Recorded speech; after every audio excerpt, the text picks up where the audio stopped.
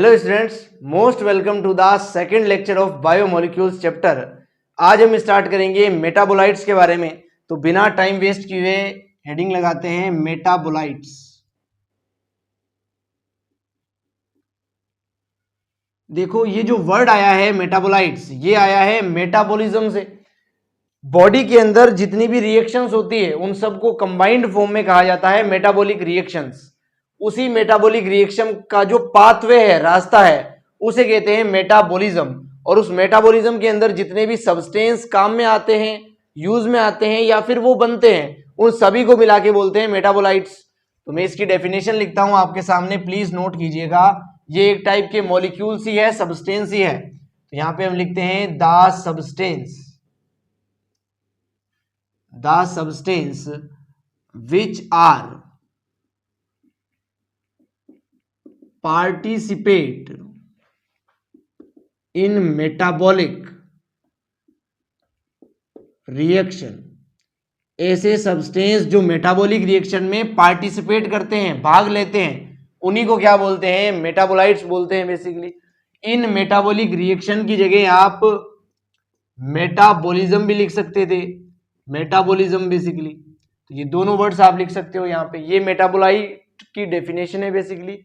Metabolites लिखा है basically, ये प्लूरल वर्ड है। अगला मैं लिखता हूं आपके सामने मेटाबोलाइट्स के बारे में टाइप्स। इसके दो टाइप पढ़ने हैं बेसिकली हमें। ये दो टाइप के हो सकते हैं। किसी भी बॉडी के अंदर मेटाबोलाइट्स बनते हैं, अगर वो मेटाबोलाइट्स बॉडी के लिए यूजफुल है, यानी कि बॉडी उन्हें अपने फायदे के लिए बना रही है, तब तो उसे बोलते हैं प्राइमरी मेटाबोलाइट। क्या बोलते हैं? Primary metabolite. जिस बॉडी के अंदर मेटाबोलाइट बन रहा है, अगर उस बॉडी के लिए वो यूजफुल नहीं है, तो उसे क्या बोलेंगे? सेकेंडरी मेटाबोलाइट बोलेंगे। अभी अच्छे से समझ में आएगा, ध्यान से देखना आप। किसी बॉडी के अंदर मेटाबोलाइट बनेगा ऑब्वियसली, तभी वो सब्सटेंस है और रिएक्शन में पार्टिसिपेट करेगा।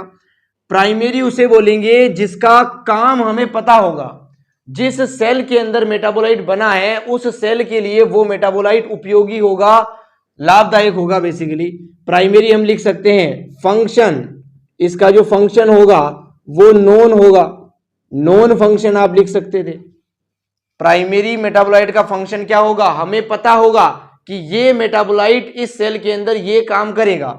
लेकिन जो सेकेंडरी मेटाबोलाइट होगा, इसका फंक्शन ही हमें नहीं पता होगा, अननोन फंक्शन होगा इसका। ये जो मेटाबोलाइट होगा ये यूजफुल होगा उस सेल के लिए, बेसिकली यूजफुल। लेकिन ये जो मेटाबोलाइट होगा ये एक बाई प्रोडक्ट होगा। एक तो होता है रिएक्शन का प्रोडक्ट, जिसको बनाने के लिए रिएक्शन चलती है उसे तो बोलते हैं प्रोडक्ट। और जो अपने आप बन जाता है बिना बनाने का प्रयास किए हुए, उसे बोलते हैं बाई प्रोडक्ट। जैसे आपने सुना होगा फोटोसिंथेसिस रिएक्शन के अंदर ग्लूकोज बनता है, तो ग्लूकोज के लिए ही फोटोसिंथेसिस होती है। तो वो ग्लूकोज जो है वो एक प्रोडक्ट है फोटोसिंथेसिस का। और उस फोटोसिंथेसिस में ऑक्सीजन भी लिबरेट आउट होती है। वो जो ऑक्सीजन है वो बाई प्रोडक्ट है फोटोसिंथेसिस का। उसी प्रकार किसी मेटाबॉलिक रिएक्शन में जो बाई प्रोडक्ट बनते हैं वो सब क्या होते हैं? सेकेंडरी मेटाबोलाइट होते हैं बेसिकली। आगे अगर मैं लिखूं आपके सामने, जो प्राइमरी मेटाबोलाइट्स होते हैं ये सभी जीवों के अंदर मिलेंगे ही मिलेंगे, क्योंकि उस जीव की सेल को इस मेटाबोलाइट की जरूरत है, तभी तो इसको नाम प्राइमरी दिया है। तो मैं यहां पे लिख रहा हूं कि ये यूनिवर्सल है। यूनिवर्सल का मतलब दुनिया के अंदर जितने भी जीव है, उन जीवों की जितनी भी सेल्स है, उन सभी के अंदर क्या मिलेंगे? प्राइमरी मेटाबोलाइट्स मिलेंगे ही मिलेंगे। जबकि ये जो है कुछ जीवों के अंदर ही मिलते हैं। Present in some organisms. Organisms मतलब जीव बेसिकली। कुछ जीवों के अंदर ही मिलते हैं, जैसे लाइक प्लांट्स, कुछ प्लांट्स के अंदर मिलते हैं, लाइक कुछ फंजाई के अंदर भी मिलते हैं, और माइक्रोब्स के अंदर भी मिलते हैं। माइक्रोब्स का मतलब होता है ऐसे ऑर्गेनिज्म जो माइक्रोस्कोप से देखे जाते हैं, जैसे कि बैक्टीरिया है, प्रोटोजोआ है, वो सब। तो इन तीनों के अंदर ही क्या मिल सकते हैं? सेकेंडरी मेटाबोलाइट्स मिल सकते हैं। लेकिन जो प्राइमरी मेटाबोलाइट है वो सभी जीवों के अंदर मिल सकते हैं बेसिकली। अगर सेकेंडरी मेटाबोलाइट का यूज इनके लिए है ही नहीं, सेकेंडरी मेटाबोलाइट कहां पे बनते हैं अगर हमसे पूछा जाए, तो ये तीन वर्ड हम लिख कर आएंगे बहुत सुंदर तरीके से। सेकेंडरी मेटाबोलाइट अगर यूजफुल ही नहीं है, इनका काम ही नहीं पता हमें, तो आखिर ये उस जीव के अंदर, उस ऑर्गेनिज्म के अंदर बनते ही क्यों है? इनका कुछ उपयोग हमारी लाइफ में देखा गया है। जैसे मैं आपको समझाऊं तो ये यूजफुल होते हैं ह्यूमन के वेलफेयर में, useful in human welfare. Welfare का मतलब होता है कल्याण, बेसिकली मानव के कल्याण में ये उपयोगी होते हैं। जैसे कुछ सेकेंडरी मेटाबोलाइट मिले हैं पेड़ों से, जैसे कि गोंद है, गम्स, रबड़ है। ये जो है पेड़ों के अंदर कोई काम के नहीं है, लेकिन जब इनको हमने बाहर निकाला और हमारे जीवन में उपयोग में लिया तो हमारा कल्याण हो गया। कल्याण का मतलब बेसिकली फायदा हुआ, थोड़ा लाइफ आसान हो गई। इसलिए मानव के लिए तो ये उपयोगी है, लेकिन जिस पेड़ के अंदर, जिस फंजाई के अंदर, जिस माइक्रोब के अंदर ये बन रहे हैं उसके लिए ये उपयोगी नहीं है। इसलिए ये क्या है? सेकेंडरी मेटाबोलाइट से बेसिकली। उसके अलावा इनका कुछ इकोलॉजिकल इंपॉर्टेंस भी होता है, इकोलॉजिकल इंपॉर्टेंस। अगर ये नहीं होंगे तो इकोलॉजी भी अफेक्ट होगी। जैसे किसी प्लांट के ऊपर अगर गम्स नहीं होगा तो गम्स जो काम करता है बेसिकली प्रिवेंट करने का, फंजाई से, बैक्टीरिया से बचाने का, तो वो बैक्टीरिया डायरेक्टली उस प्लांट पे क्या करेंगे?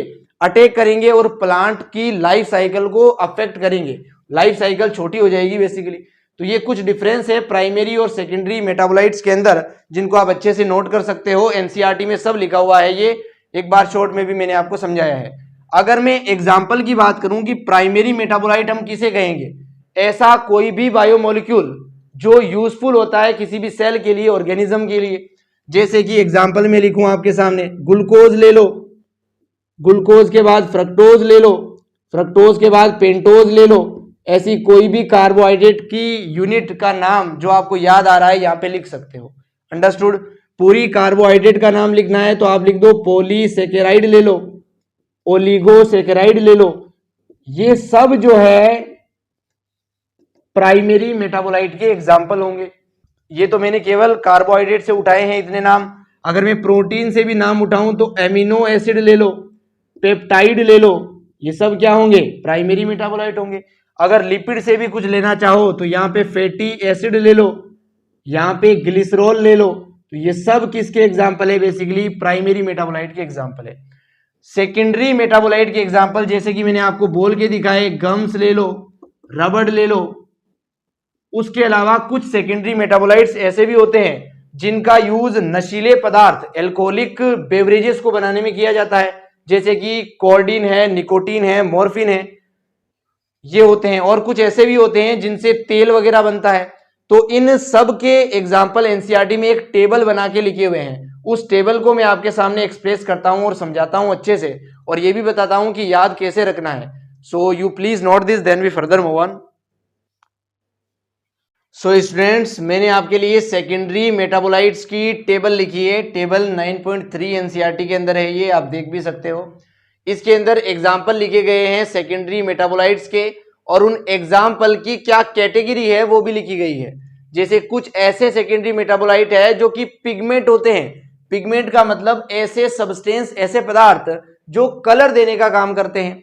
यहाँ पे दो एग्जाम्पल एनसीईआरटी ने लिखे हैं, कैरोटीनॉइड और एंथोसाइनिन।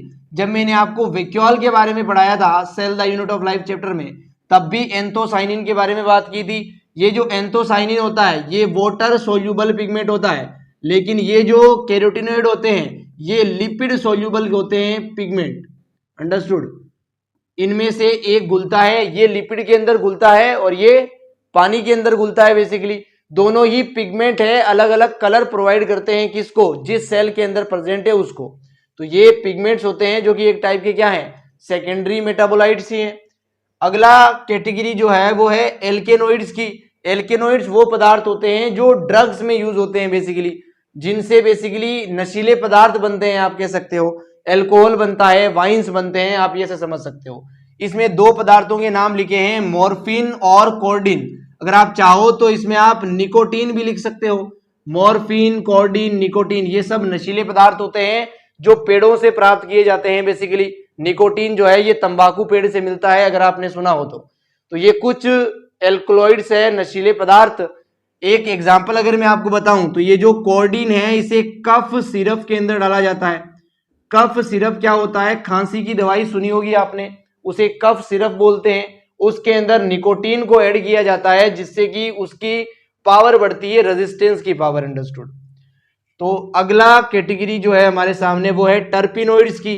टर्पिनोइड्स में दो ही नाम याद करने हैं, बहुत ध्यान से देखना। एक तो होता है मोनोटर्पिन्स और एक होता है डाइटर्पिन्स।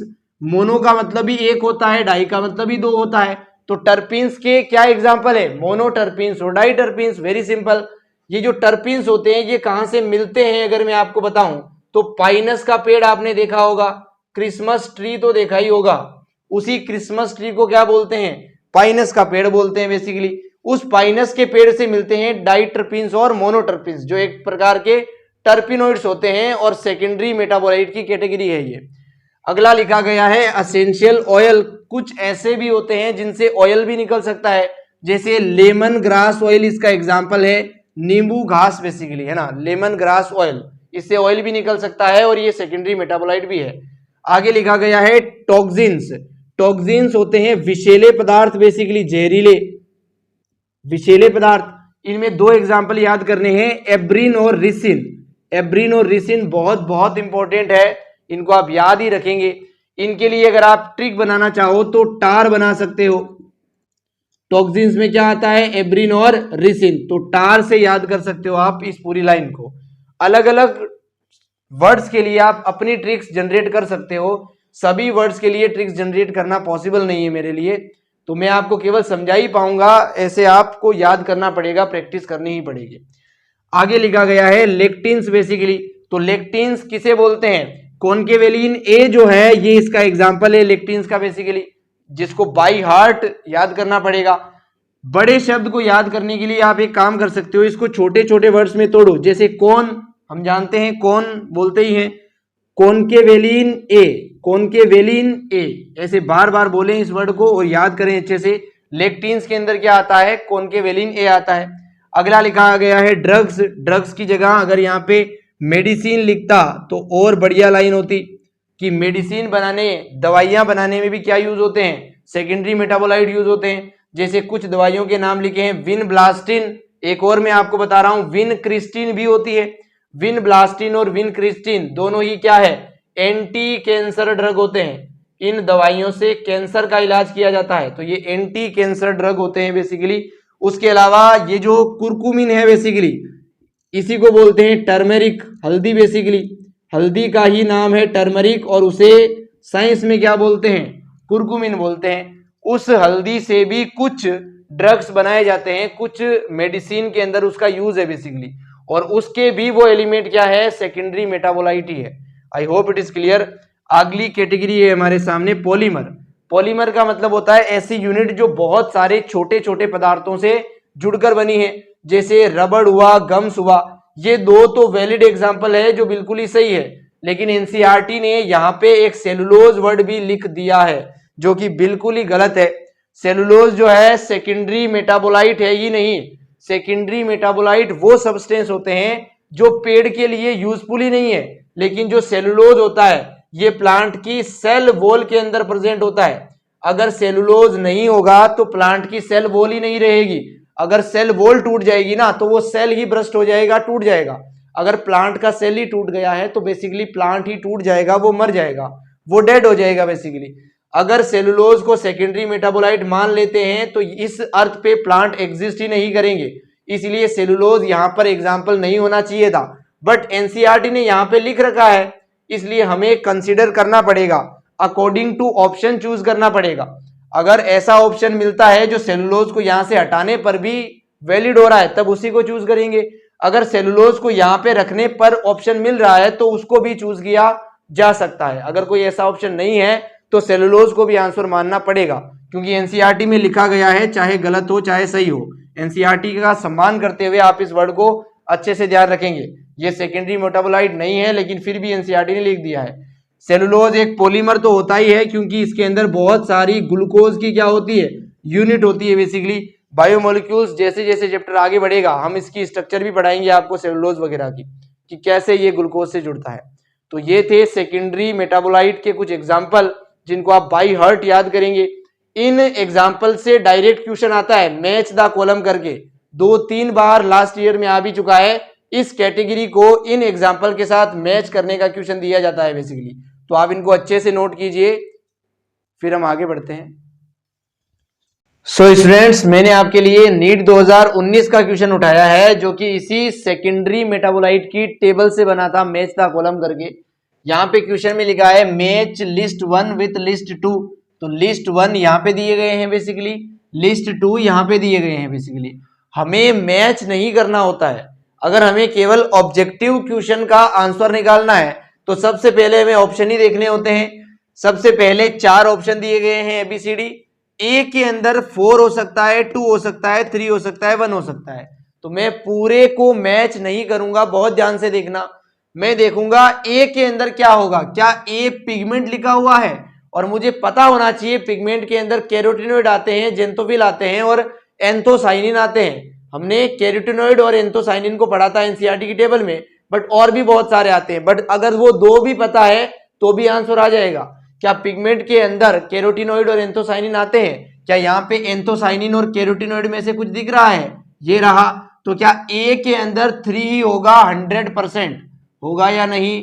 तो ए के अंदर 3 ही होगा 100%, बाकी कुछ हो ही नहीं सकता है। एक ही झटके में आंसर आ चुका है, ऑप्शन नंबर सी आ चुका है या नहीं? आप अगर चाहो तो आप पूरे मैच कर सकते हो, लेकिन वो एग्जाम में नहीं करना है। जब आप प्रैक्टिस कर रहे हो, तैयारी कर रहे हो, तब आप पूरे मैच करके देख सकते हो। लेकिन एग्जाम में समय बचाने के लिए आप केवल एक ही ऑप्शन मैच करोगे, और एक ही ऑप्शन मैच करने से अगर आंसर मिल गया तो आंसर लगा के सीधा आगे बढ़ोगे। अगर आंसर नहीं मिलता है तब अगले ऑप्शन पे जाओगे और दूसरा भी मैच करोगे।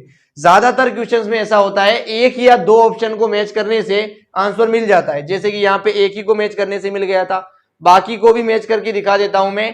टॉक्सिन्स क्या होते हैं? बेसिकली जहर। जहर में हमने एब्रिन और रिसिन पढ़े थे, तो बी के अंदर क्या होगा? 1 होगा बेसिकली। देख लो बी के अंदर 1 ही लिखा हुआ आ रहा है। एल्केनोइड्स के अंदर हमने क्या पढ़ा था? बेसिकली मॉर्फिन और कोर्डिन पढ़े थे। मैंने निकोटीन भी लिखवाया था एक्स्ट्रा आपको। तो एल्केनोइड के अंदर आप लिखा सकते हो मॉर्फिन, कोर्डिन। सी के अंदर 4 आएगा, ये देख लो सी के अंदर 4 लिखा हुआ।